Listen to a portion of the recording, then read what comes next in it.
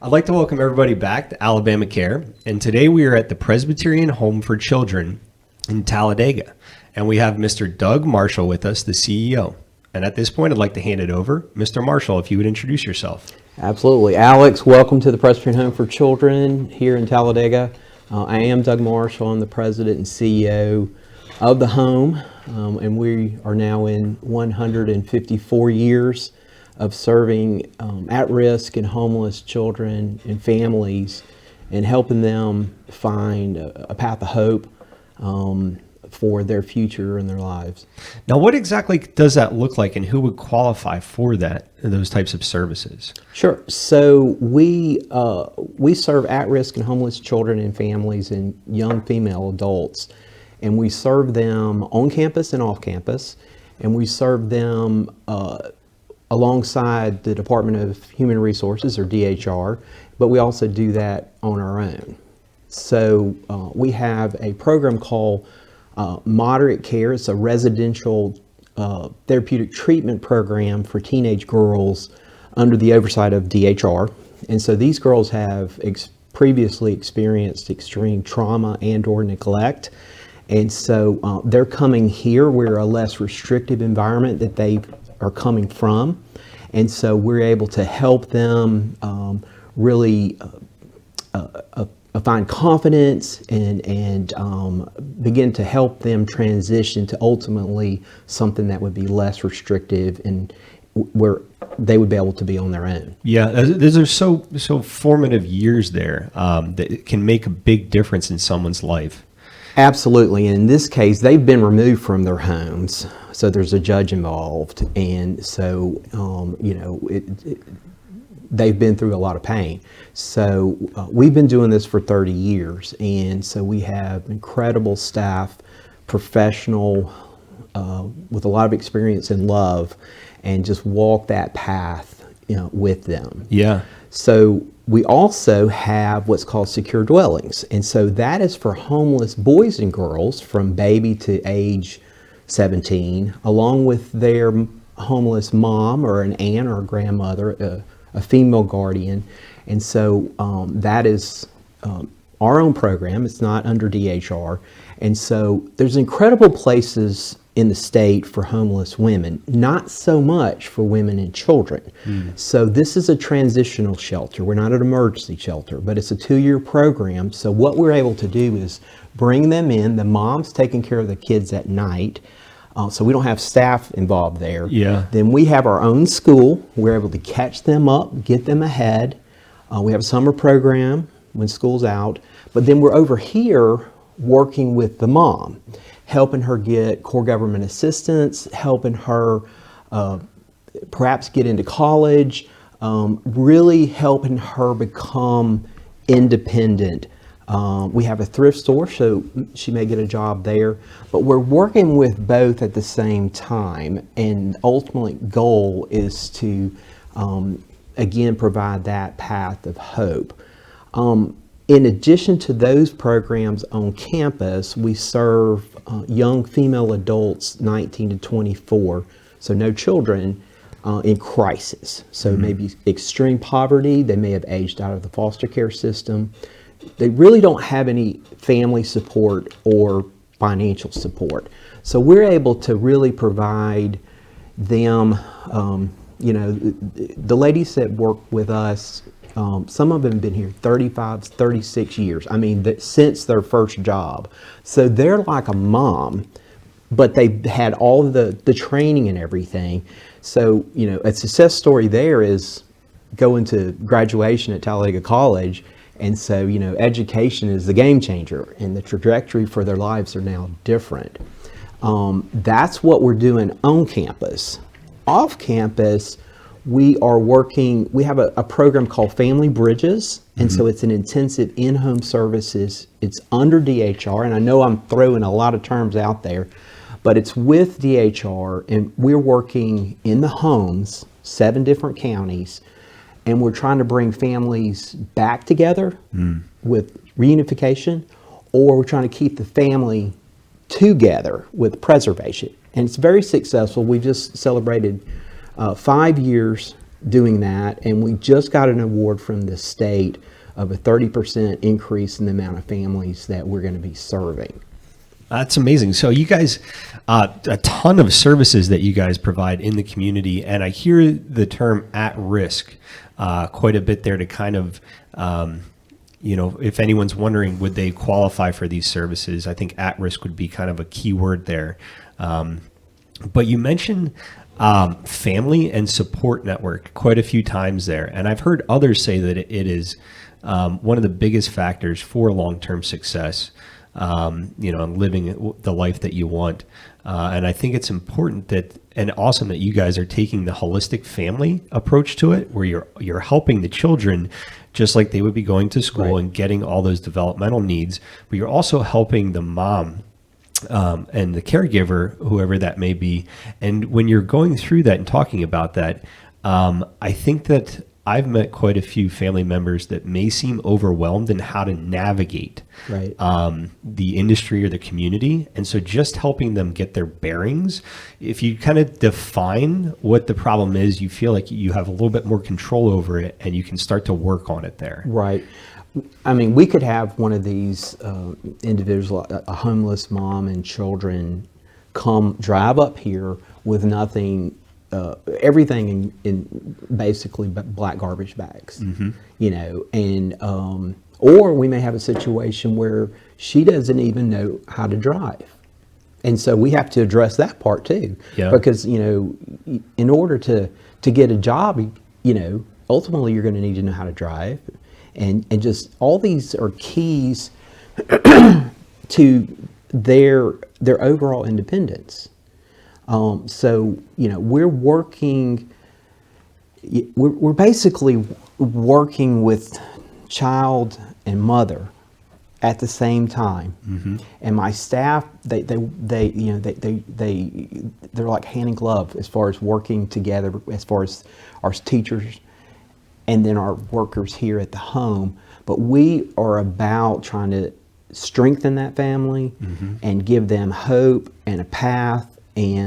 But also, while we're going through all that, this is their home, and I often say they may be homeless when they got here, but they're not homeless here. This is their home. They're able to live in an apartment or share, or maybe if it's a smaller, like a mom and say a baby, or a mom and a young teen girl, they'll be in a cottage, and so they're sharing a kitchen. But this becomes their home, and we try to we provide opportunities for vacation and to do fun things, and here on campus, as well as field trips and just everything possible to make it a home. Well, I imagine that many of the families and individuals that you serve, when they come here, they're kind of in a little bit of distress, where they may be traveling quite often or worrying kind of day by day. And when they come here, I imagine they would start to use the term safe space. Right. Because that's what I'm starting to think and feel is this is a space that you can feel comfortable in and safe, so that you can start to work on these independent living skills or whatever skills are, you're going to work on here. But you got to start with that safe space. So you're not thinking, where am I going to lay my head tonight? Right. And so you're pulling right out of our mission statement, which is we provide a faith-based safe haven. And we do that through programs that do three things: nurture, equip, and educate. And of course, the education is, yes, we have a fully accredited school for these children, which have been bounced around. I mean, they're on a couch one night and moved here next, or bounced around in the system. So we're able to catch them up and get them ahead. But we're also educating, say, the moms, and helping provide, we have many of our moms are able to graduate from the community college here, or even Talladega College as well. That's such a leg up. It's kind of a barrier to life after school, is you have to get that that degree, or you don't have to, but it definitely helps open up a lot of doors. Right. And we also help them get jobs. We help them get child care if they have the little ones that are not in school, like the infants and so forth. But and again, they may work in our thrift stores, so that becomes, to get a job, you have to have a job, and so it, all about, helping them become more marketable. So we'll bring in guest speakers, for resume writing or just different life skills. And we love to bring people in from the community, because they love to do it. We also don't have to pay them, but just to really pour in, into their lives. Yeah, it's coming across new information. It's almost like if you read the right book or meet the right person at the right time, it can make a huge difference, whether it's mentoring or peer support or whatever that looks like. Now, I would like to take a little bit of a step back. You mentioned that the Presbyterian Home for Children is 154 years old. If you could give us a little bit of history, I mean, that is a storied organization. It really is, and it's an amazing history. So in 1864, the Presbyterian Synod, so SYNOD, of Alabama, had a meeting. And they had a meeting in Selma at First Presbyterian Church. And at that church, and at that meeting, they voted to form the home. This was right after the Civil War, so there was a lot of incredible need. I mean, you had so much, people had died, and orphans and so forth, just not just in Alabama, but just, really everywhere. So they voted to form the home, and they raised the money. Now, they raised it first in Confederate dollars, so they had to raise it again. Yeah. But the Presbyterian women got it done. In our denomination, that's who makes things happen. And so so that's where it was formed. Now, little sidebar, that church would later be the same church, now not the same building, but the same location, that my in-laws were married in. Really? And so you can't really make this stuff up. Yeah. But then the home was located, once they raised the money, in Tuskegee. And then they needed more space, and so they actually started operations in 1868. And then in 1892, they moved to Talladega. Mm-hmm. Now, we do have the story of the first 3 children that came to the home. The president and one of the board members had heard there were 3 children that were basically orphaned, small children. And so he went in a horse-drawn carriage with this board member and got to this remote area. And so there were 3 small children, and they had no food, they had no clothes, they had no nothing, and brought them to the home. And that was the beginning of the Presbyterian Home for Children. Yeah. And you guys have carried that. I think that's a great analogy of what you stand for here at the Home for Children, is helping those that need it the most, that maybe can't do it by themselves or on their own. Right. At this time. So in the 154 years, I'm going to throw you a curveball. Do you know how many families or individuals have come through the home? Wow. Well, it's been thousands. And about how many individuals and families can you serve, like in a year or 2-year basis? All right. So at full capacity, in all those programs that we've talked about, we, at any given time, so I keep putting all these, would be about 170. Now, we have people rotate in and out. Mm-hmm. So you could probably, perhaps add another 70 or so to that, but at any given time at full capacity. The one thing we hadn't talked about yet, and it's a new program, we've been at it for a year, we decided to step out and do a mission outreach. So we are in Wilcox County and now in Marengo County. These are two of the poorest counties in the state and perhaps in the nation. And so we are working with some African American Presbyterian churches there in a community called Pine Hill, and also another community in Dixon Mills. And so we are providing love to children and youth. So Christmas, Thanksgiving, Valentine's, July 4th, and so just a real just bringing the love. Yeah. Now, we haven't been able to take our children here to that, but we involve them. And so they write notes, they help make gift baskets, and part of their own healing is showing love. And so it's really been I think it's going to grow even more. But this summer we were involved with a summer mentoring program, and so for the teenagers, and so they learned about peer pressure, drug abuse, job readiness, how to read a tape measure. I mean, just all kind of things. Mm-hmm.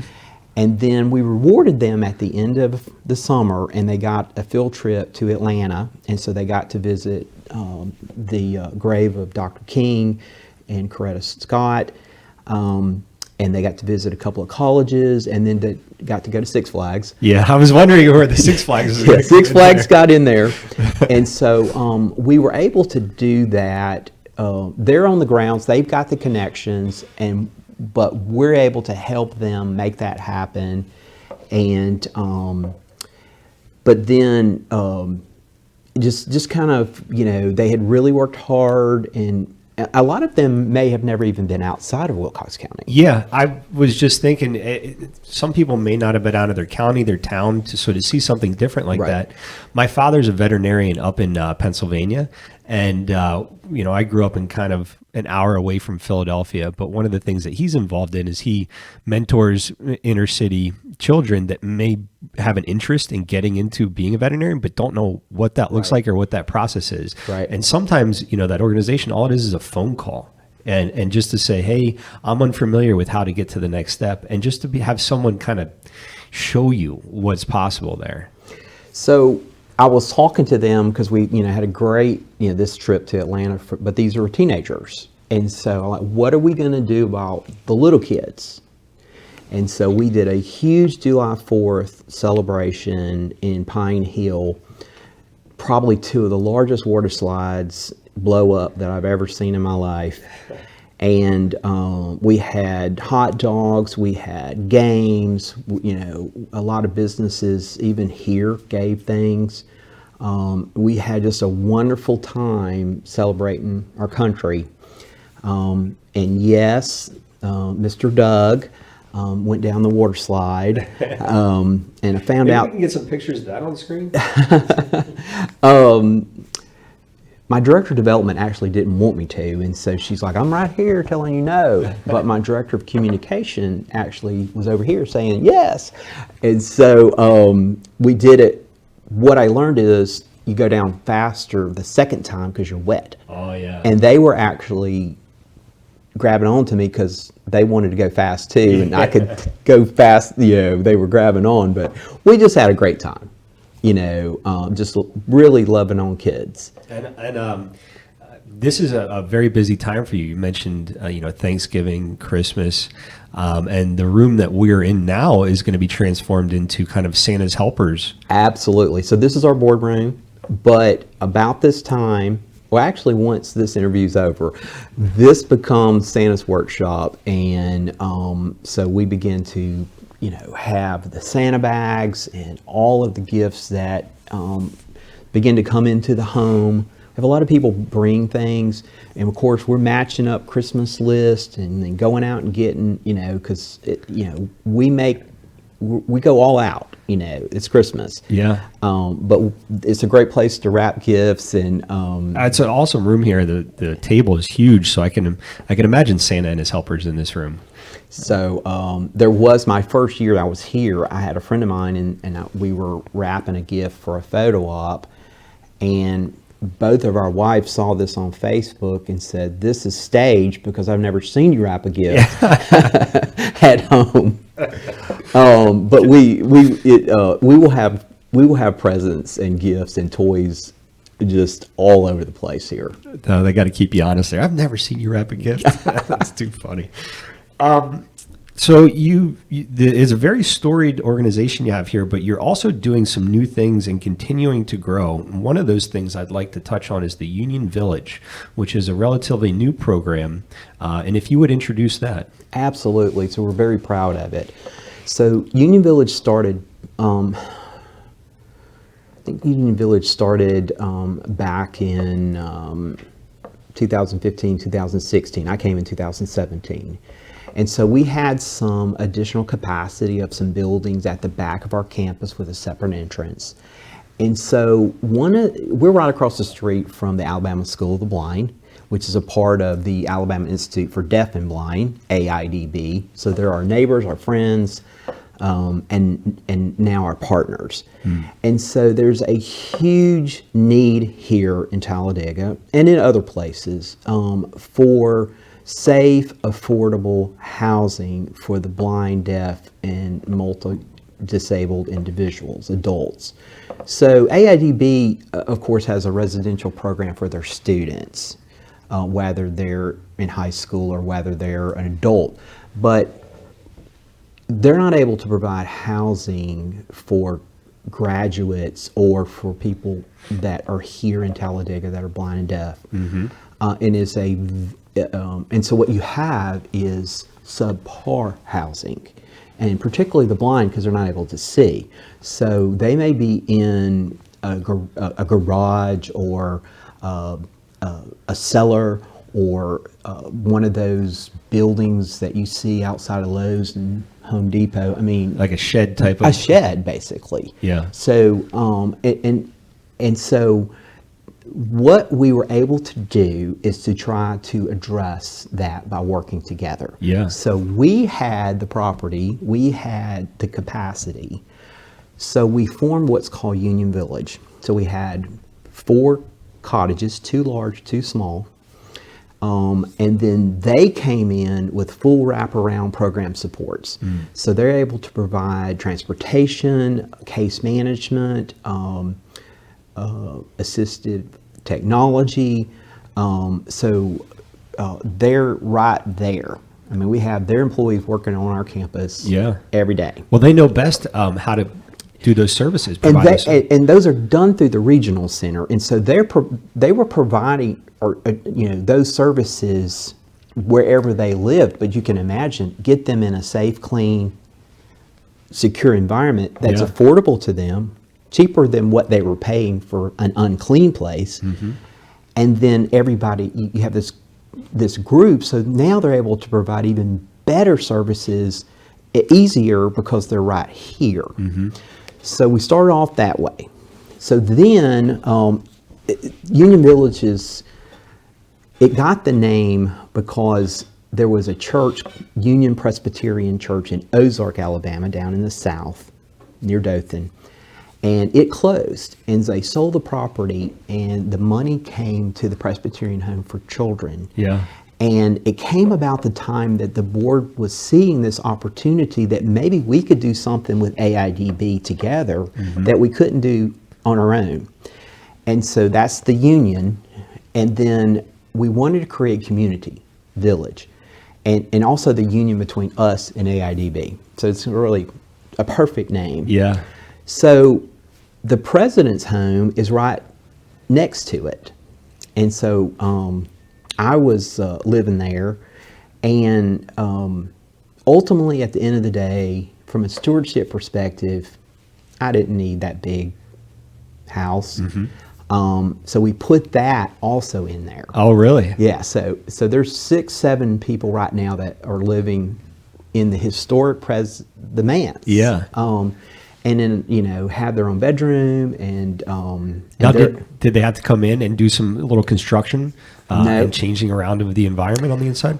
we did have to do that in the other buildings. The manse is primarily for the deaf, and so we had to make, you know, for the doorbell, we've got, you know, A blue light that'll go off or something like that. And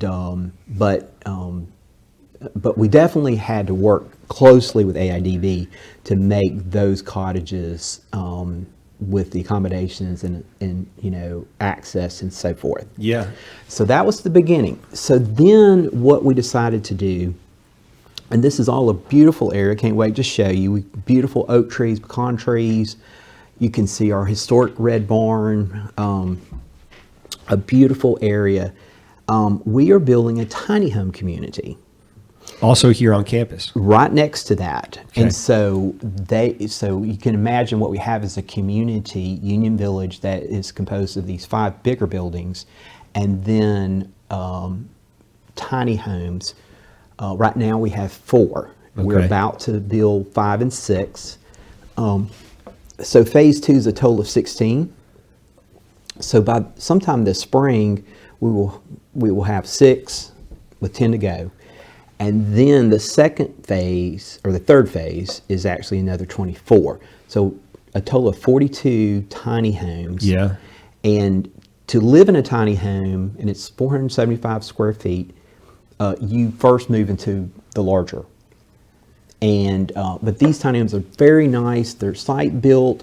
They have 0 step as far as entry. They're really designed for the individuals that are going to be living designed. there. And we worked with architect Amanda Loper with David Baker. She's in Birmingham. They have an office also in San Francisco, but they focus on these Accessibility kind of spaces. spaces. So, you know, we had her expertise and creativity, and then again, we were working very closely with AIDB, which Yeah. that's their world. And so these tiny homes they're amazing, and they're centered around green space. So what we're trying to do is create community. Yeah. And also where, in addition to AIDB providing these supports, we're also there as well. We just built a float for the Talladega Christmas Parade, so they could participate. We've done a Hawaiian luau. So, you know, we're more than a landowner or you know, a lesser. More involved in supporting of the community there. I mean, you guys work hand in hand. The campuses are right next to each other. Absolutely. But I can't overemphasize how incredible a partner the AIDB is. They have a full-time residential manager, a part-time nurse. We work together on maintenance, and so this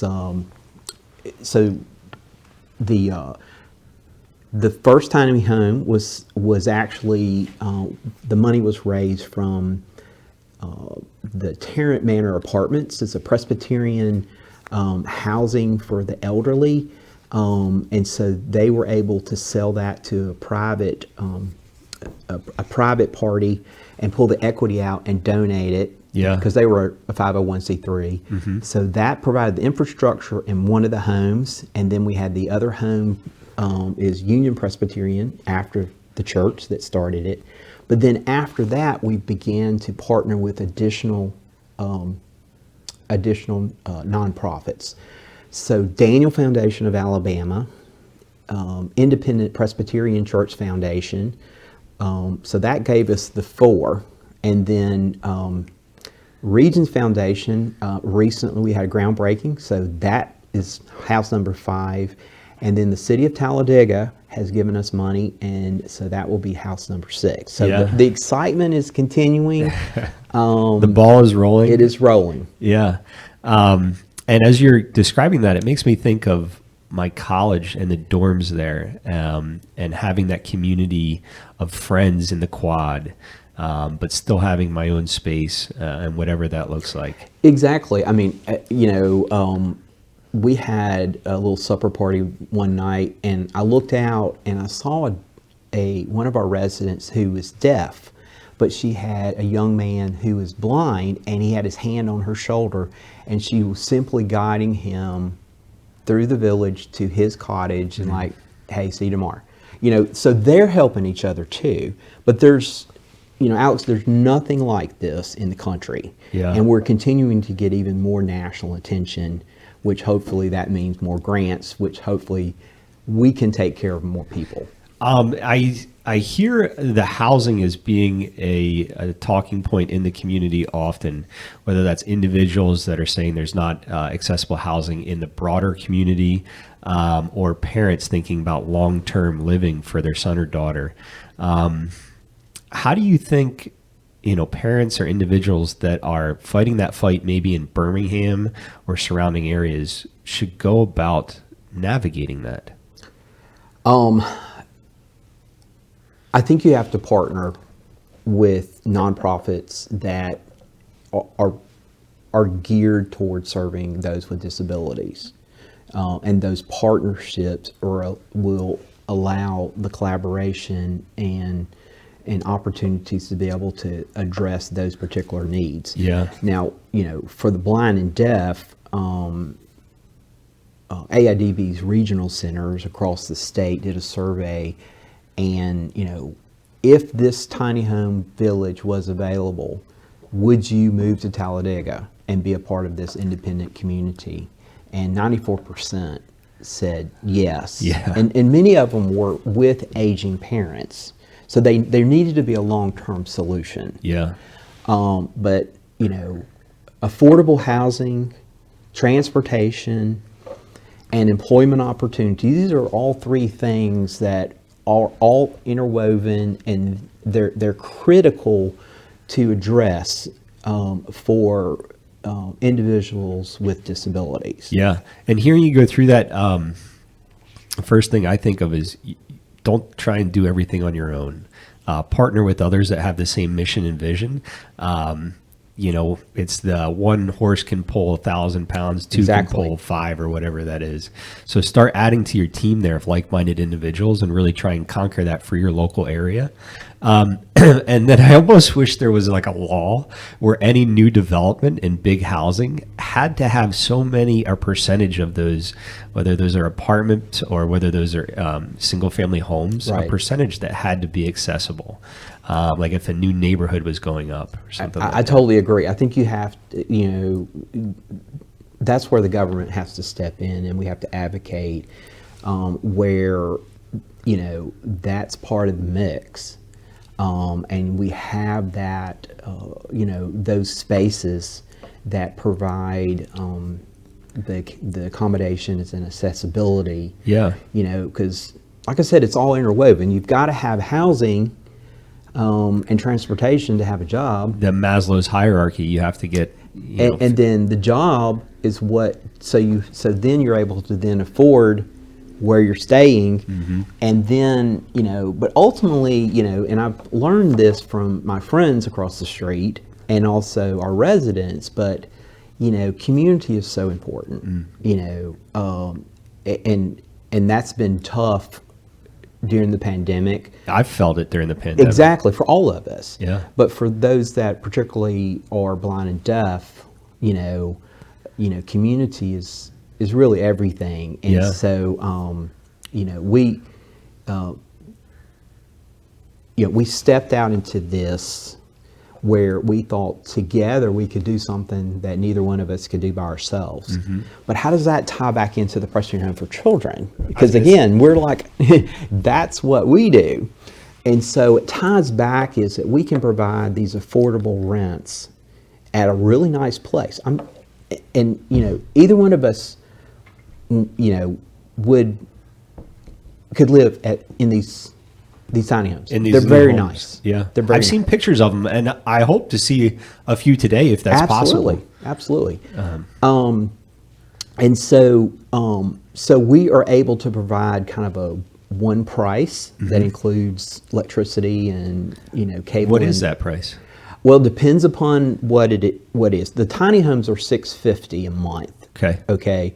Now the inside the larger cottages that could be $350, $400, $450, $500. That's going to depend upon if they have their own bathroom, kind of a suite versus just one bedroom, and then they A shared have bathroom. a shared bathroom. Yeah. So even for the ones that it's your place and you're not sharing it there, you said it's $650, $670, and that includes everything.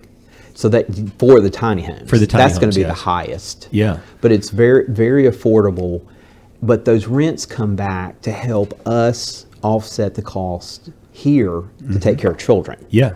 So it's a diversified funding source for us. Well, no matter the structure of the business, there has to be cash flow there so that you can continue to do what your mission is, Right. and you serve the individuals that you serve. Exactly. So I think our donors have recognized that we've, our mission is children. And we haven't veered off of that. But I think they appreciate that we have looked at additional funding sources to help us take care of children.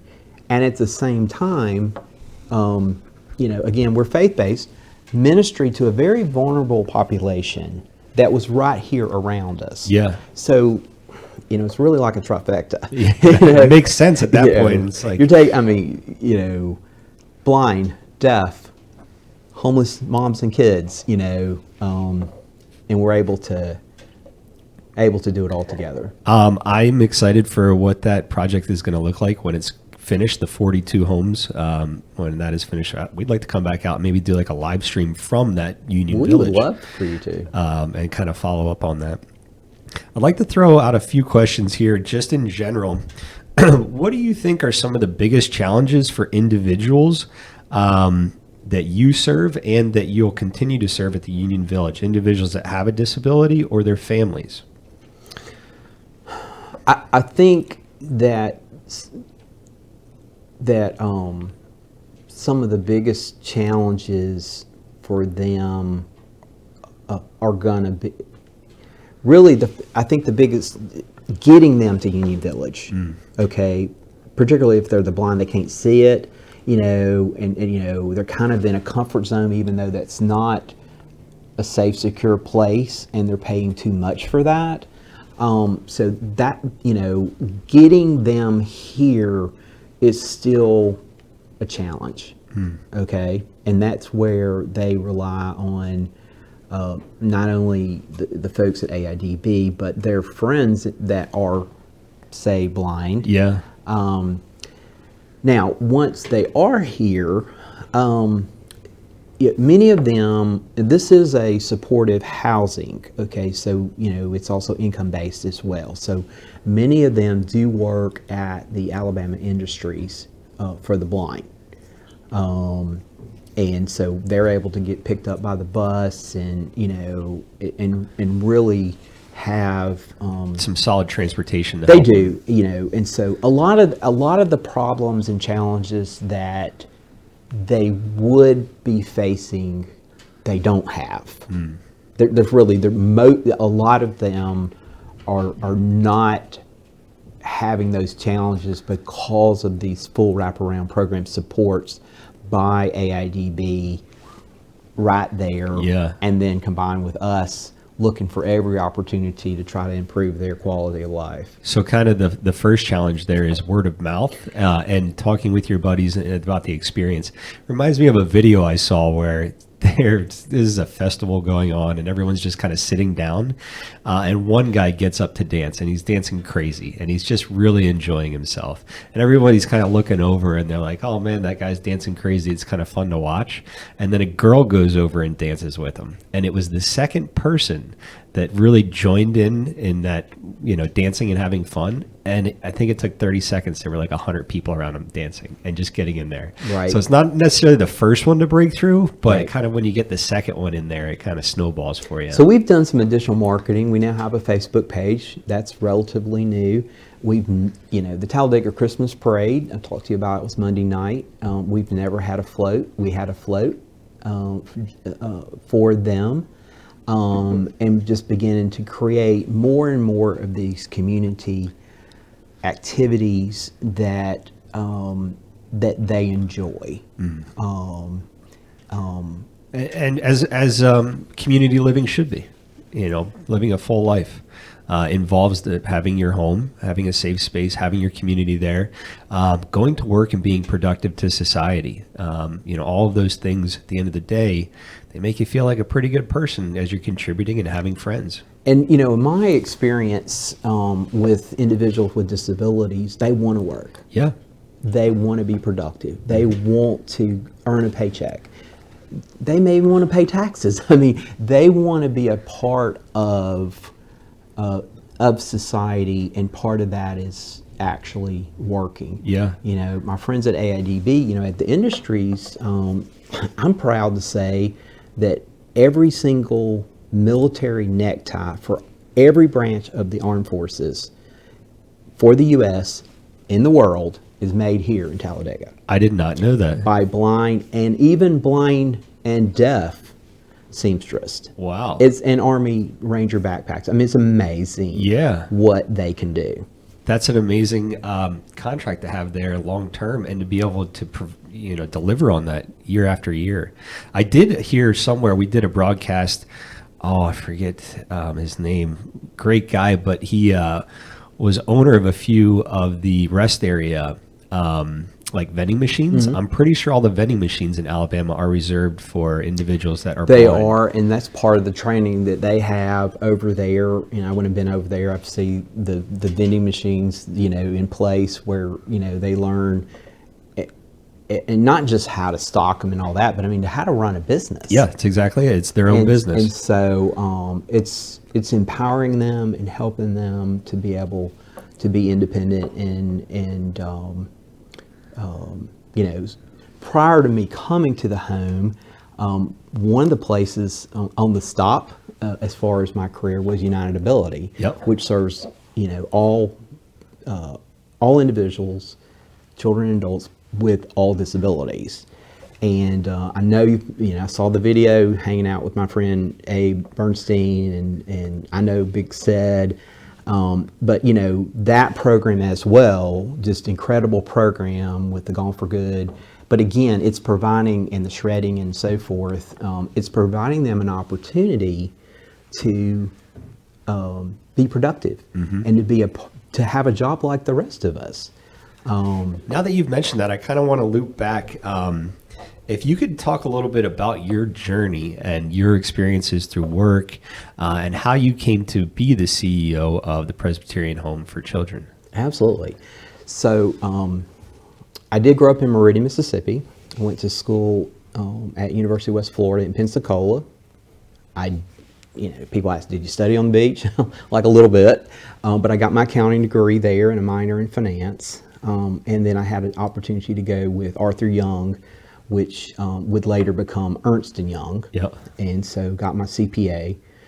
Then I had opportunity to go to Energen, which owned Alagasco, Diversified Energy Holding Company, and in the tax department. And so I spent 25 years between Energen and Alagasco. Most of that was in tax. Most of that was director of tax for both companies.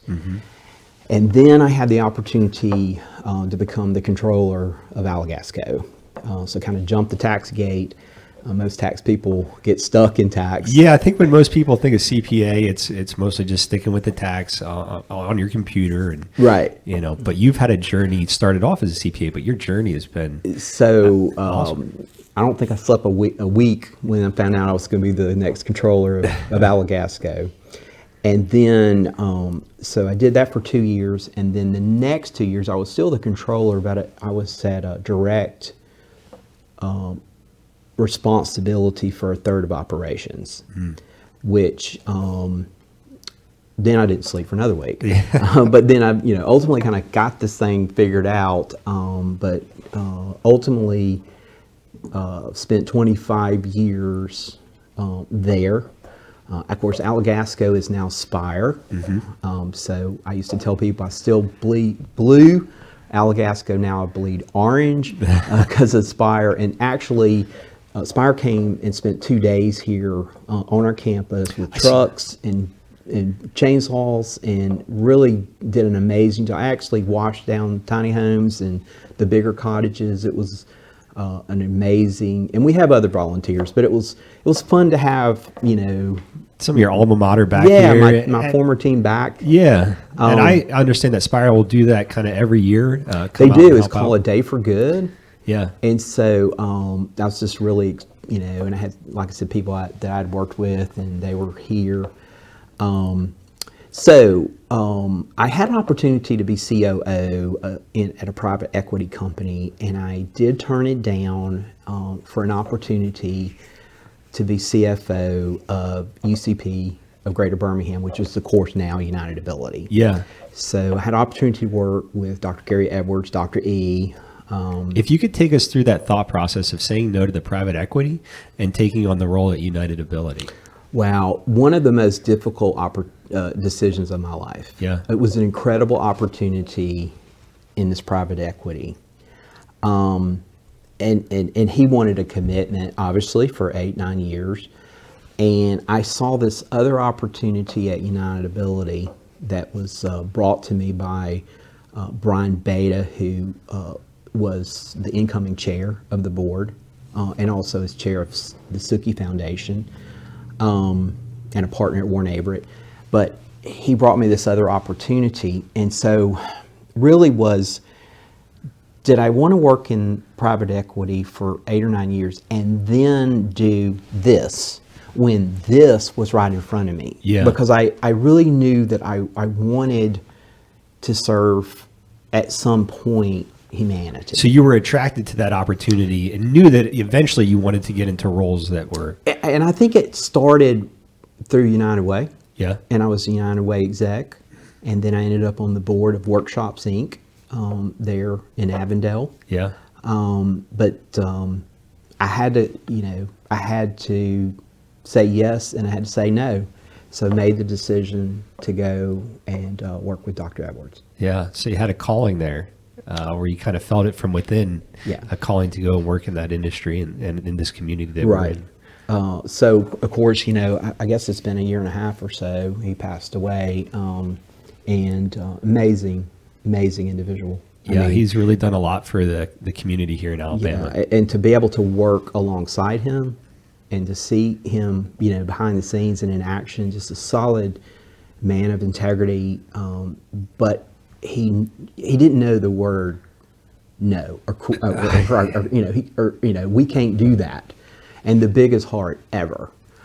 So he clearly, I've had some incredible mentors in my life, but he is definitely one of those. Mm-hmm. So CFO of United Ability, and it wasn't too long after that Dr. Edwards brought me another problem to solve. So he was on the board of what's called the Alabama Family Trust. This is a nonprofit. It is a pooled special needs trust that was created under the Alabama statute. And at the time, they were in need of financial leadership. So Dr. Edwards was on the board, and another tribute to him in that, here he has his own organization, but he was such a part, 20 plus years of being on the board of this other nonprofit with a different mission, but it was improving the lives of those with disabilities. Yeah. So I ended up with 2 jobs. I'm the CFO of United Ability, and then the Chief Taxation Officer of the Alabama Family Trust. So 2 boards, 2 executive directors. So, did that for a while, but I really wanted one job. Yeah. Kind of being pulled thin a little bit. Pretty much. Yeah. And so I ultimately decided to go with the Alabama Family Trust. And then but I worked hard to bring the former CFO of United Ability back. Yeah. So they were in great shape, and I started down a path with the Alabama Family Trust. And just a little bit about them, was in addition to being CFO, I was Director of Community Relations. So if I was on a radio interview, I could use that title. Yeah. Instead of a CFO with like you should be hanging out with banks. Yeah, exactly. We're your P&Ls. Exactly. So what this is it's a nonprofit that is able to protect the assets of individuals with disabilities so that they are able to still be eligible for Medicaid and core government assistance. Yep. That without that special needs trust, just by having the assets, even though they have the disability, they would not qualify. Yeah. So, a perfect example would be, let's say you have a child that has cerebral palsy and it was a result of a medical malpractice. Okay, so now there's a lawsuit. So if that settlement is put with the Alabama Family Trust and nobody could do it cheaper, no bank or any place else, in trust, then Medicaid, they see it, but they ignore it. Yeah. So then Medicaid is now paying for these surgeries in Houston and everything that's going on. Now you've got the settlement money to come on top and improve quality of life for the rest of their life, instead of burning through all of these settlement assets with all the trips to Houston, et cetera, and then they have nothing. And then now they're dealing with that. We've had an opportunity to speak with Anita Kelly as well, and they do the ABLE savings plan, which is kind of similar in some regards. It is similar, and what I would say, there's things that and I'm not an attorney, but there are things that the Alabama Family Trust can do that ABLE is not able to do, and there's limits there. Yeah. Where there's not limits over here. Gotcha. So, I would recommend you explore. You need to know the finances. You really do. I mean, you can't go through and find out that you're not eligible for the services because you have $2,001 in your bank account, some months out of the year or something like Right. that. So you have to be aware of those. But so you started working, and I'd like to congratulate you on the work at Unitability, and when you went on to the Family Trust there. And leaving Unitability, they're still doing great. My aunt goes to Unitability. We're going tomorrow to see the doctor there, the Link Point Center. And if I remember correct, you kind of introduced Secretary of Labor, Mr. Washington. Mr. Washington, and Dr. Gary To Dr. Edwards. To Dr. Edwards. I did. So Fitzgerald, Secretary of Washington, a personal friend of mine, and so I arranged for a meeting down in Montgomery. Dr. Edwards pretty much knew everybody, but he just didn't happen to know Fitzgerald. So we met, and I think that's kind of part of, wearing the team jersey. Yeah. I wore the team jersey for Energen, Alagasco, Unitability, Alabama Family Trust, and so, what are the, how can I help them succeed? So I introduced the two of them, and out of that came a couple of things. One, this disability expo on employment. Yep. We were able to be there this past year. And I was at the first one, which was held at the club. Okay. But yes, I saw that. Yeah. And that was the first time I met Mr. Fitzgerald there. And he has a passion, and he wanted to see how there were ways to open up opportunities for those with a disability, employment opportunities. I said, well, there's no one else better for you to meet than Dr. Edwards. So it was total win-win on both. Yeah. Now, another thing that came out of it is the governor came to Unitability. So that was the first time in history that a governor had come there. So, I've got amazing friends at, Unitability and the Alabama Family Trust, and, we just don't know how far, one act can go, and the bowling ball effect of that. And as long as you're on the same team, like you mentioned, you just try and do everything possible. Sure. To go. So take us through then how from the Alabama Family Trust to Presbyterian Home for Children. So as I was at the Alabama Family Trust, I was working with a lot of nonprofits. So the ARC, Exceptional Foundation, UCP or Greater Huntsville, just Easter Seals, just kind of everybody. But I guess that calling, I wanted to be more on the front line.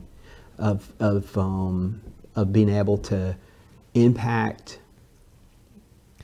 I thought, those with disability.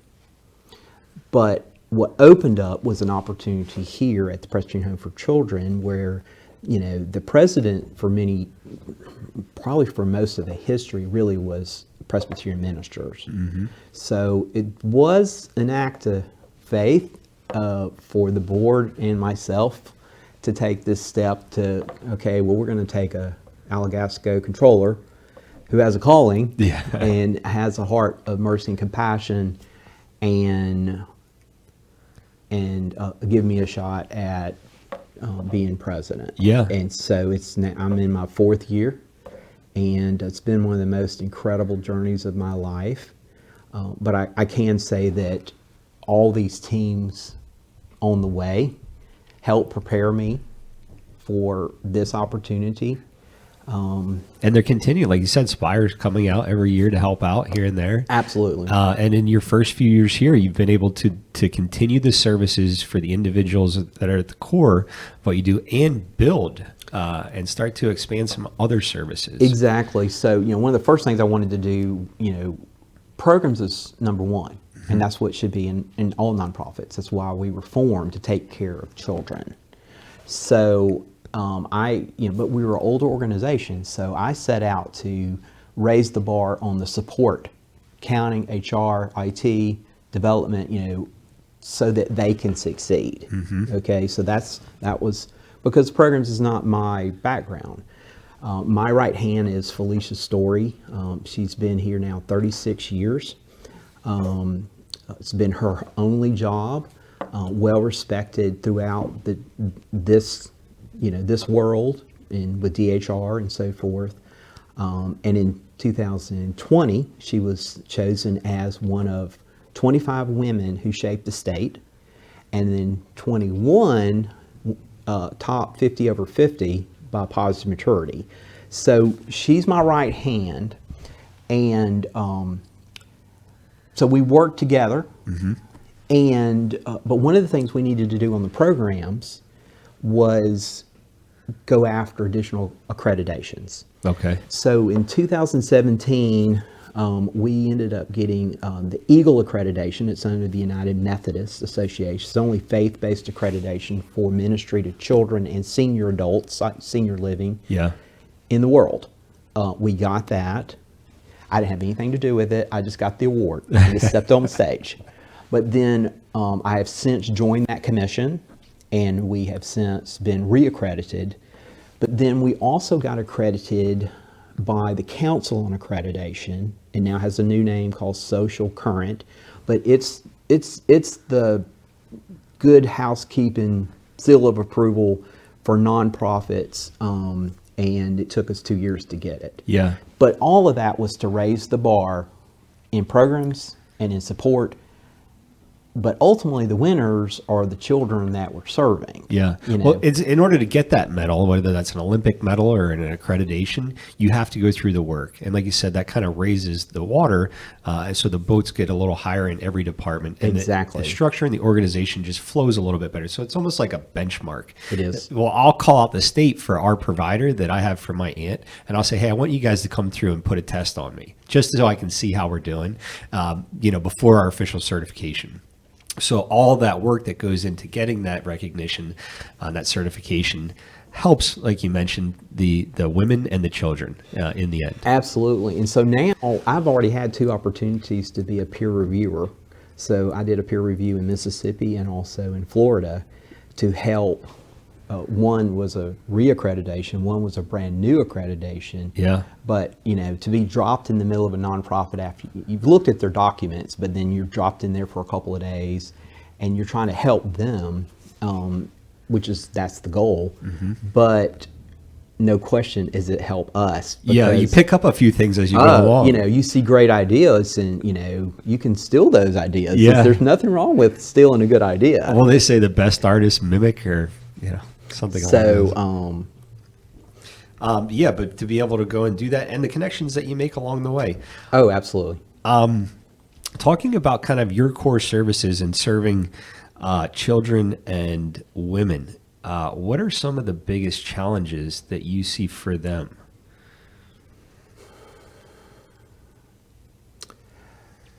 Are you talking about the challenges in general, or challenges that I would say like when they're here? I would say before they come here, the challenges that they're facing, that maybe if society in general could help out. Sure. So, like I said earlier, there's really a lot of great places for homeless women, or those that are maybe escaping domestic violence. Not so many for those with children. Yeah. Okay. So what happens is they're couch surfing. Yeah. And then the kids they're in and out of schools, and so that whole that there's no stability. Yeah. And then for those that are escaping domestic violence, they may have been in a situation where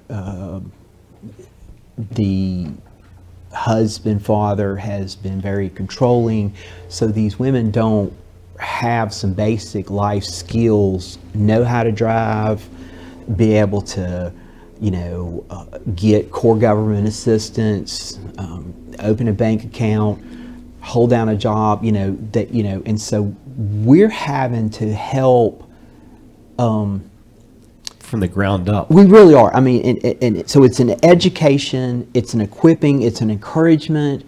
You can do this. But we do it in a very safe environment. Yeah. This safe haven. Now, do you guys have a waiting list? So we would have a waiting list on some of our DHR programs. Yeah. And depending on some of our other programs, those could kind of come in waves. Mm-hmm. With respect, I mean, when we have a DHR program, so that's our moderate care girls. Those are ones that have been removed from their homes. Mm-hmm. That's a contract with the governor that in DHR. Yeah. And then our family bridges, where we're in 7 counties, same thing. Mm-hmm. So that's dependent upon the needs of DHR across the state. Yeah. With respect to the homeless families, as well as these young female adults in crisis, that's where we work with other nonprofits. Gotcha. Okay, and so we have been working very hard building a larger network, so that we can be that, so people, one, know about us, and then we can be that referral. So we actually, I would say our social workers are doing some marketing lately. Yeah, getting the word out. And opening, new doors. So I think from what I hear is that this is going to continue to build, and that there are opportunities to help other families. Like there'll always be opportunities to help at-risk women and children and families there.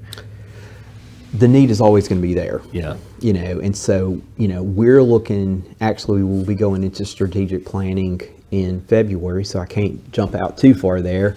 But I do think, our goal is to always look to how can we impact more children at risk, homeless. That's our calling, that's our mission. So how can we expand that? Yeah. And continue to do that, do that better. Kind of an upbeat question here. What is a movement or project that you're excited to see taking form in the state of Alabama and in the community? So can I answer that with respect to us? Yeah. Okay, so one of the things I'm very excited about is that we are starting a junior board in Huntsville and a junior board in Mobile. We already have one in Birmingham.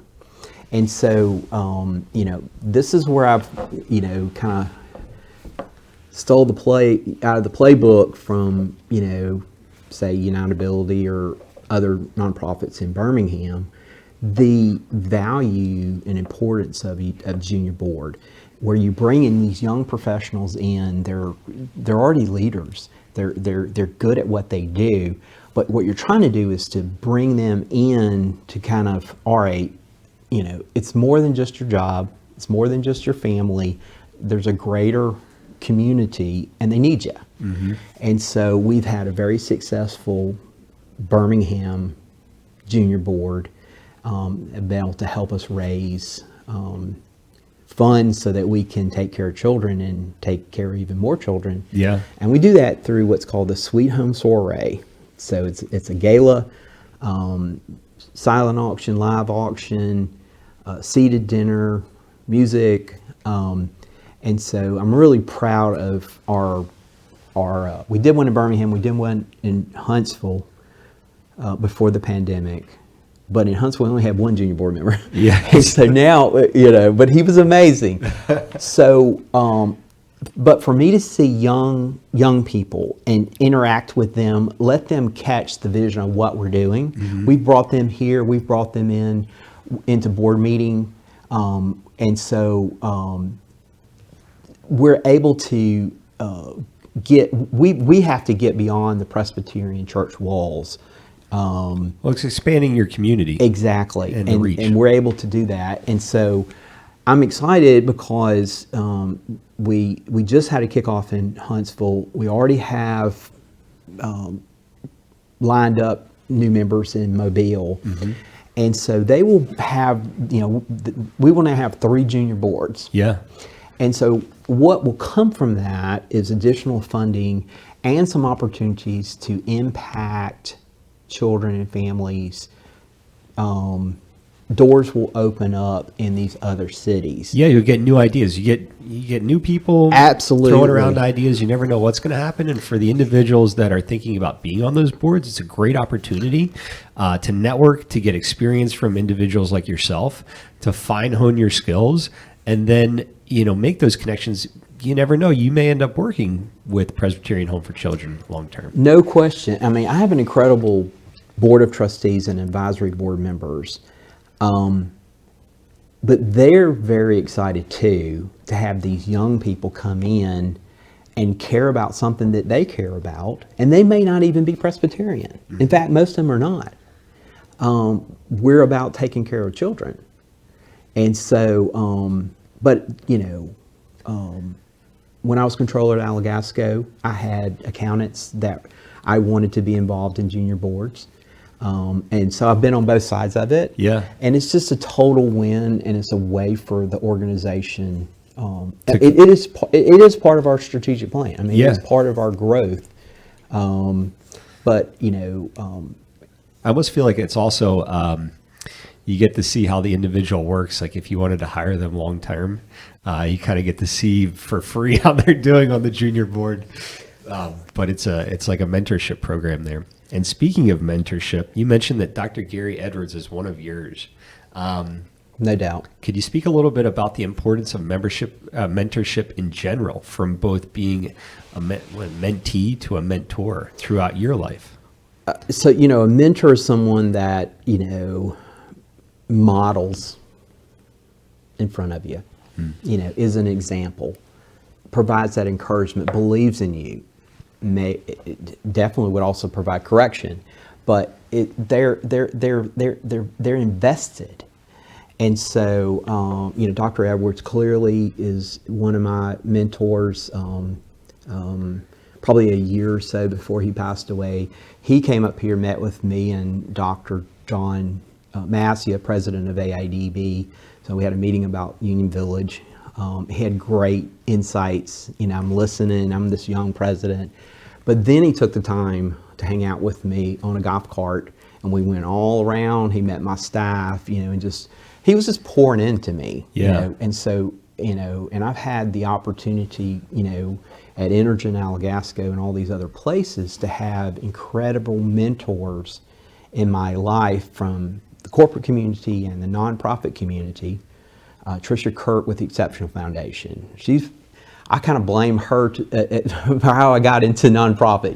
She's like, I met her at Leadership Birmingham and saw what she was doing at Exceptional Foundation, and she really was part of that thought process to, maybe I want to do this. Yeah. But also, with respect to just in the corporate community as well. Not everybody has worked for, folks like Mike Warren, who was CEO of Energen, and then at Children's Hospital, Brunson White, I worked with him at Alagasco. Well, he was the former national chair of the Arthritis Foundation. So I just had all of these individuals that have invested in me and helped mold me, and all played a part in, what I've done and now what I'm doing. Mm-hmm. I think bringing that here to the Presbyterian Home for Children and to those children and to those, girls, young adults there, and to be kind of that mentoring space for them. And I think everybody here kind of encompasses that when they're meeting with these individuals one-on-one, the children and the moms and the caregivers. Now, outside of the Presbyterian Home for Children, you've also been a mentor to others. I have. And would you like to highlight one of those? I would like to highlight one of them for sure. And so Mark Lucas has what's called the Music Room, and his nonprofit, it's the Music Room Foundation, and Drums and Disabilities. And so I actually met Mark at a Birmingham Parent Special Needs Expo that was held at United Ability there at Link Point. Mm-hmm. And so during the but that's also a time when vendors connect and so forth. So I was like, what is Drums and Disabilities? And so began to learn that this young man, same age as my son, so he had incredible music ability, but during his high school years, he began to suffer from epilepsy and have these incredible seizures just in the middle of class and other places, and really had a tough time because people were honestly not very kind. Not even teachers.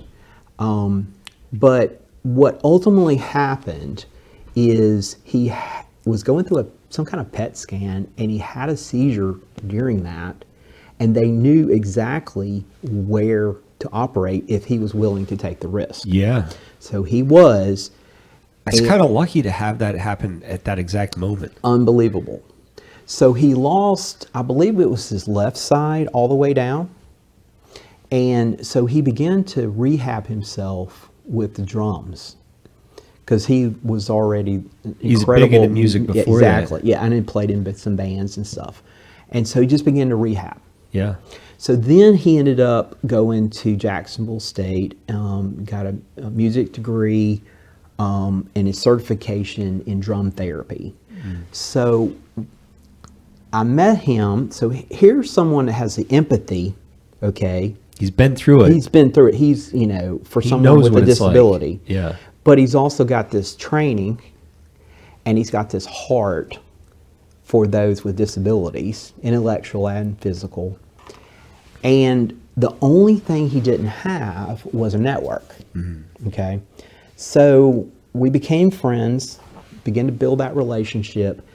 And so I thought to myself, if I opened up my network to him and began to mentor him, then I would be able, together, impact some individuals with disabilities in a way that I never could do because I can't play the drums. Neither can I. And I never will.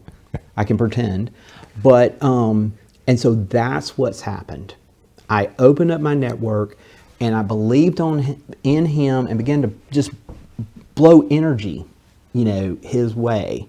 So one of the first things that happened is we got a story about him in Shatter magazine, which was a national magazine, and told the story. And then opened up some opportunities to do some, drum circles, say at the Exceptional Foundation, some Full Life Ahead, and some other places. But the speaking opportunity, the first one was the Arc of, I guess it was the Arc of Alabama. Yeah. Their disability conference was down at the beach. Mm-hmm. So he was going to speak before Jeremiah Castile.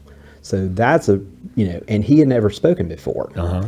So what happened there is he had another small event, and I sat in the audience and watched him, and then okay, let's kind of tweak this a little couple bit. Pointers here and there. And then when he went, he was lights out. Yeah. Great. And so since then, I helped him, and he won the Magic City Makeover, which was through Uptick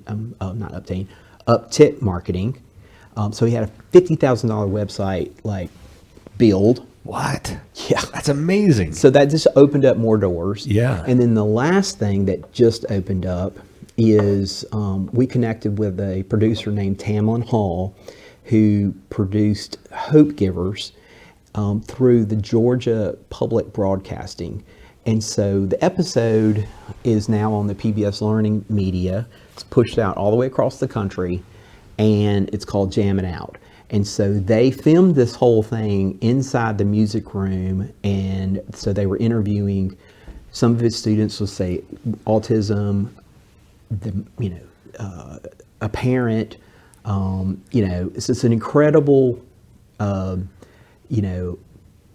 story about Mark and how he's impacting those with disabilities. His journey, and then going into serving those. And doing that. And all I did was believe in him, open up my network, and I was, like, hey, Mark, I think we have opportunity to go national with, PBS. Yeah. And he's like, what? I'm like, yeah. So it's been fun. And Mark's located in Birmingham, correct? He's in Leeds. Okay.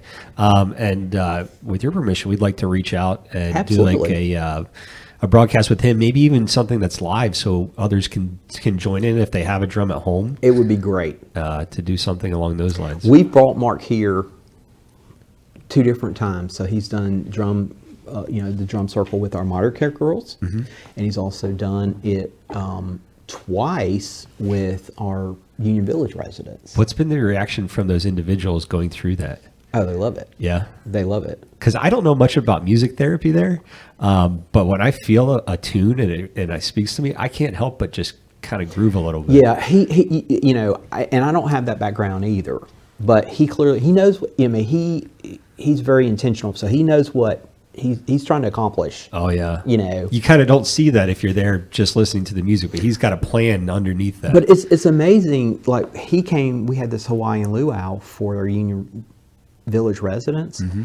and so you have blind, deaf, disabled, and like 25, 30 people there, and he's able to choreograph everybody and get everybody kind of on the same page. But it really comes from that empathy, where and the passion, and the passion.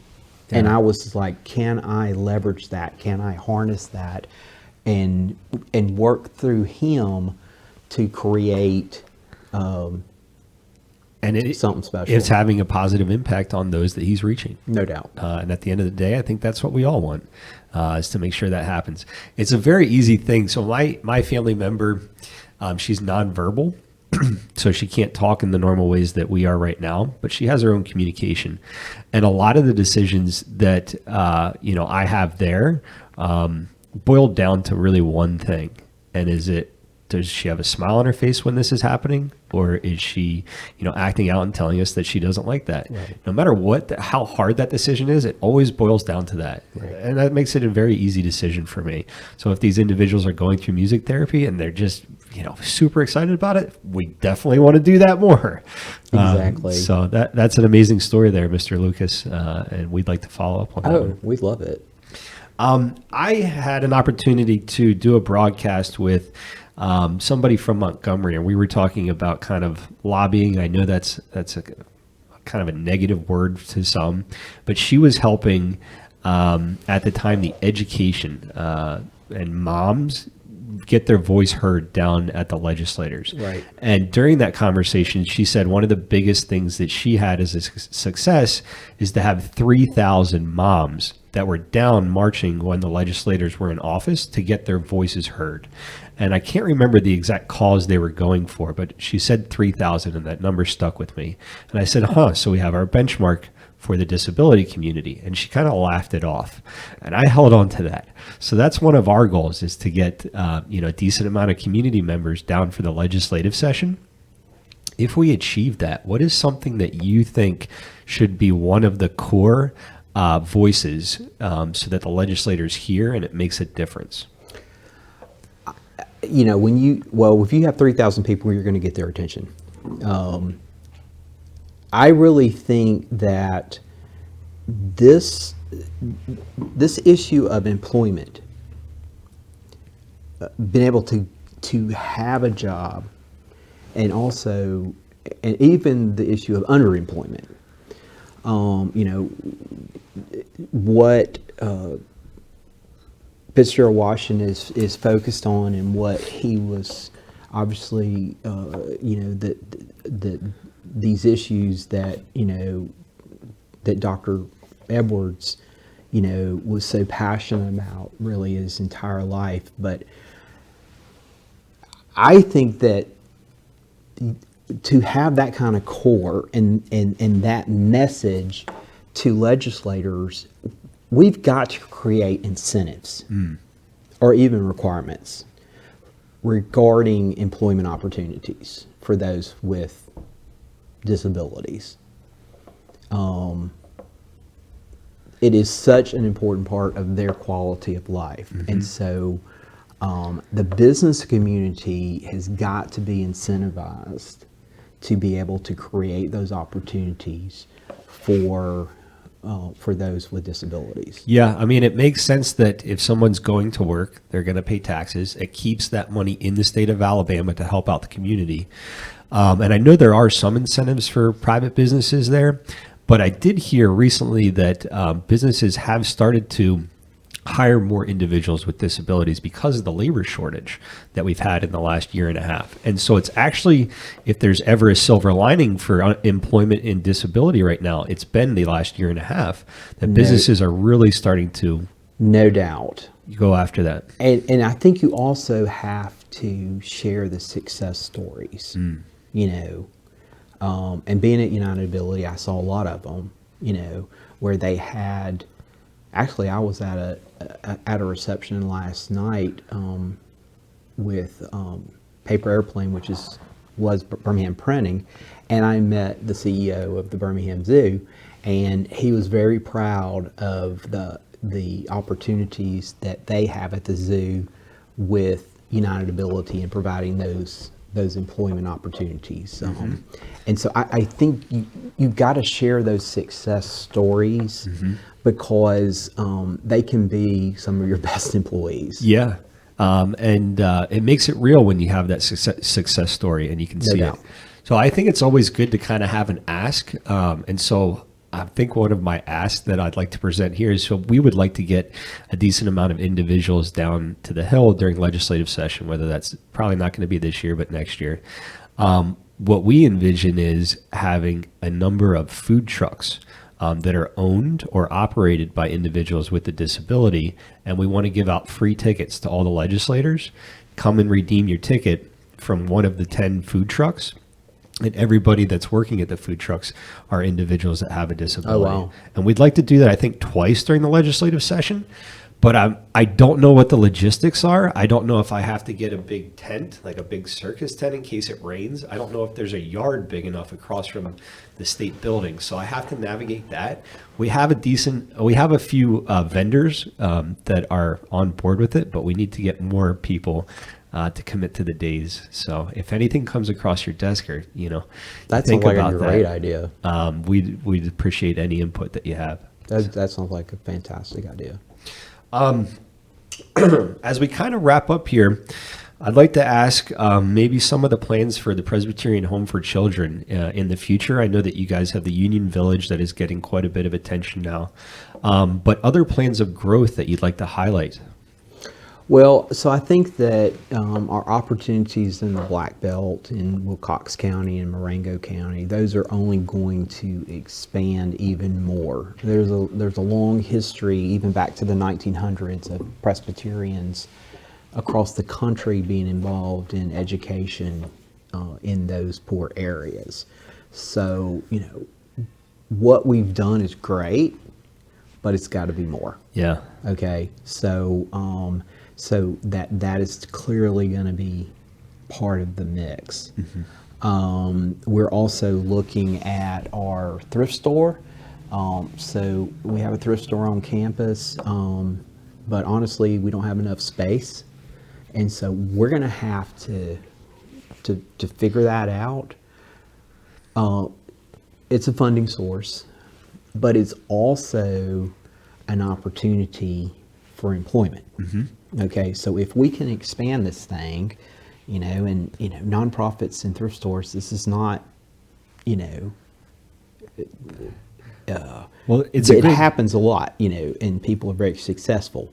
So I see the employment opportunities twofold. One, the young female adults, the moms, so we can provide that, but also being right here in Talladega. So the opportunities for those that are blind, deaf, or with a disability, we would love to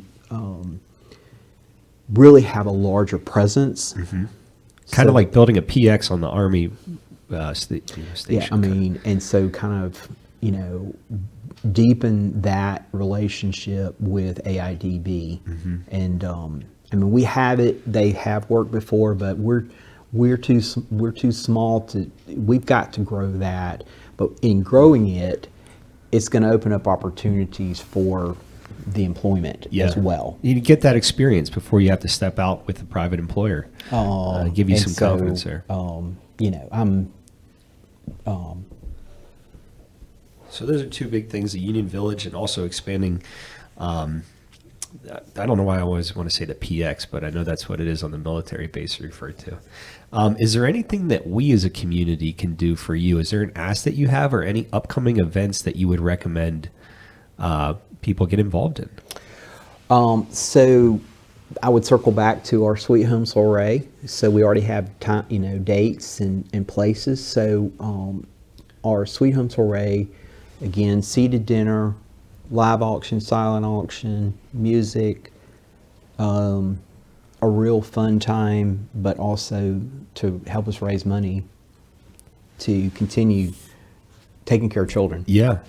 So April the 2nd at the club in Birmingham, and then April the 28th in Huntsville at Burritt on the Mountain.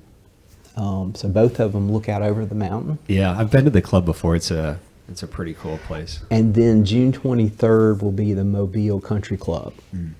And so, we are looking forward to all three of those events.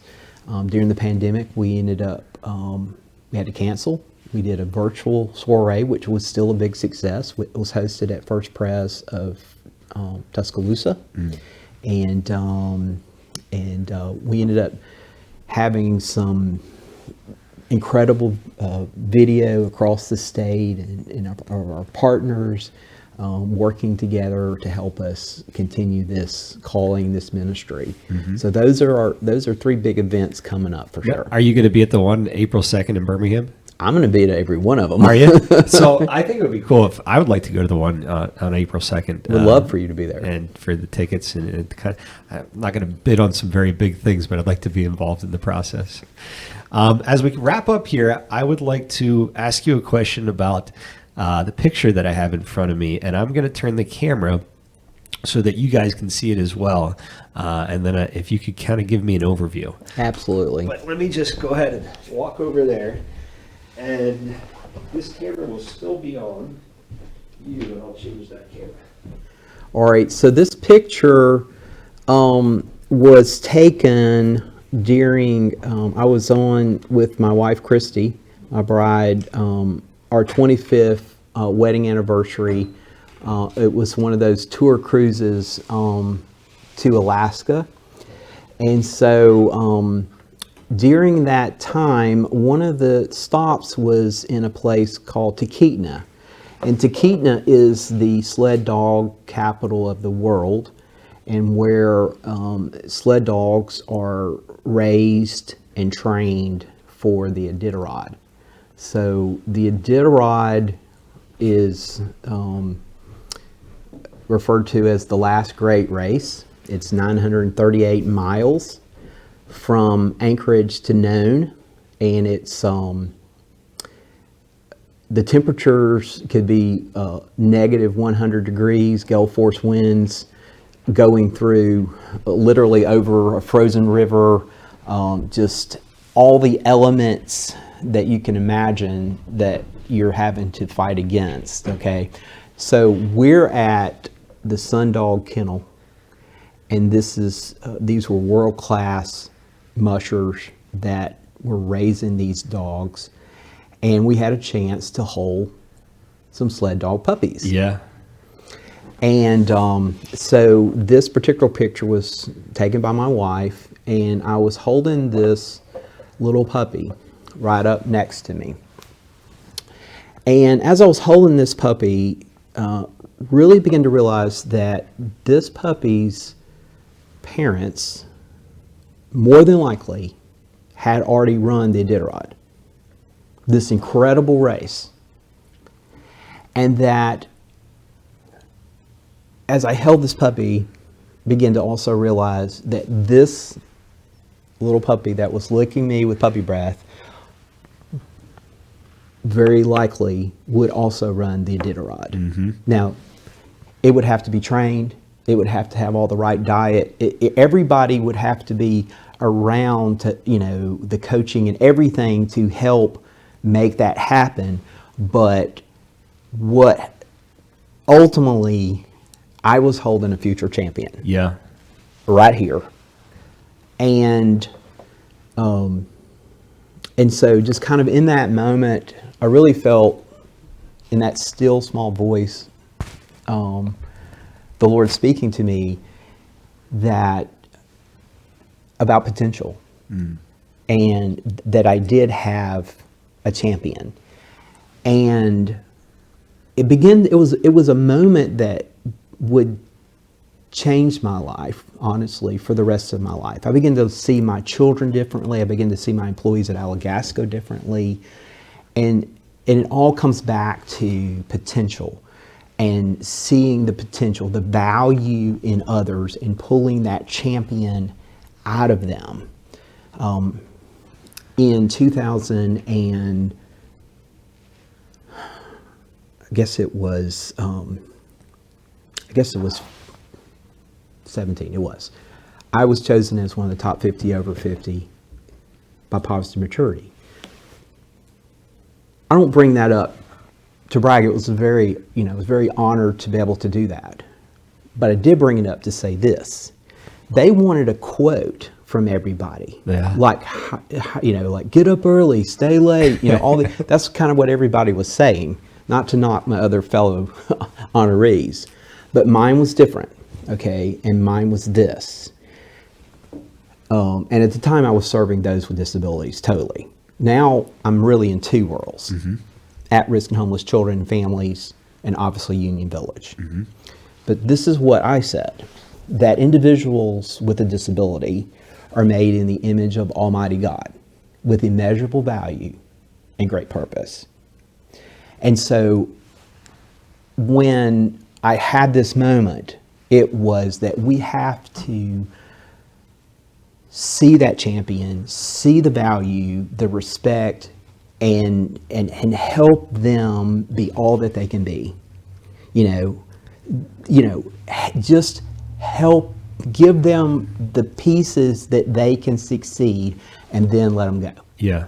And so, so this photo I had blown up, and but it was a part of my life where I began to see that